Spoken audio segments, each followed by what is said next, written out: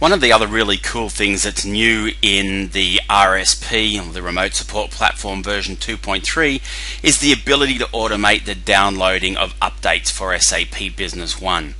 So how do you do that? Well, we log into the RSP admin console, we go into configuration, and we go into software updates. First thing we need to do is we need to go and we need to tell the Remote Support Platform where we want the downloaded files to be stored. You can see there's already a pre-configured download directory that sits under your program files, SAP, Remote Support Platform for Business One directory in a directory called download. So you can change that if you want, or just accept that. So then you configure the Remote Support Platform updates. What do you want to do? Do you want to get a notification? Do you want to download them and be sent a notification, or do you want to download them and update the RSP?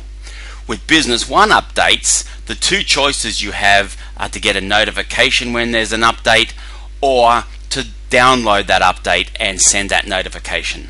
Next thing you need to do is you need to set the S number that has the download authorization for your customer, or if you are a Business One user watching this session, the S number and password for your S number that has download authorization.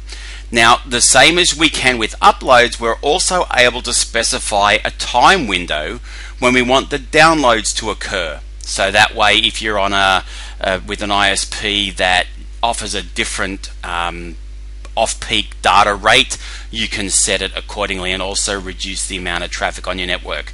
Same with setting the maximum speed. You can throttle the amount of bandwidth that the Remote Support Platform takes when it's downloading these updates.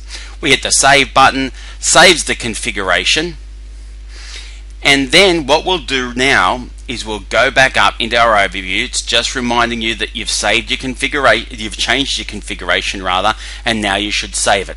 So we'll say OK.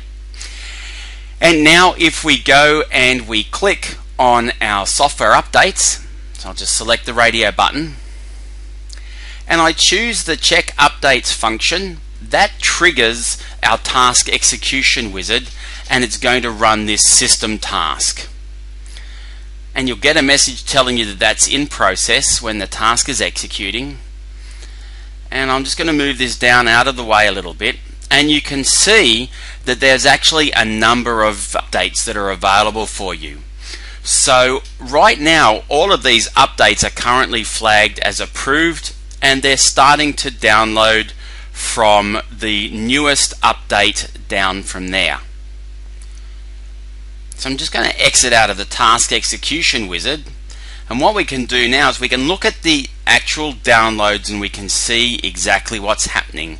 And we're also able to now manipulate these downloads, and we can pause a download, for example. So the most recent download that we've got here, which is 8.8 patch level 16, we've now paused that. The next job in the queue automatically starts downloading, so we're going to pause that one as well. Then it goes on to the next Business One download. So you can see there's actually quite a few patches here that I could download, but I don't want patch level 10. I don't need it. So all I need to do is click on the reject button, and that download is now rejected. Same thing with patch level 10 with that download there, or actually sorry, that's patch level 12. And then also patch level 13, I'm able to pause that one as well. I'm going to pause my Crystal Reports 2008 SP1 update. So you can see I've got a lot of flexibility with being able to go in, reject, pause, start these downloads, and then let them run quite happily in the background. Now once they've run in the background, what do I need to do? I can actually leave the RSP running in the background because it is being driven all from the server. I can close down the agent, and now I can go out into my file system. I can navigate out to the location that you'll recall we specified where our download should go, into our program files, SAP, Remote Support Platform directory, service, and then into our download directory, and you can see I've got some files that have already been downloaded. I've got some temp files, which are the files which are currently being downloaded, and then from here I can take those files, move them around to wherever I need to. Obviously not the temp files because they haven't finished downloading, but the fully downloaded files, I can move those to wherever I need to and go ahead and then execute those updates. So there you have it, the ability to download new updates from the remote support platform. And I think you'll agree that that's a great piece of functionality which will speed up the entire maintenance process for SAP Business One and help you drive a lower total cost of ownership.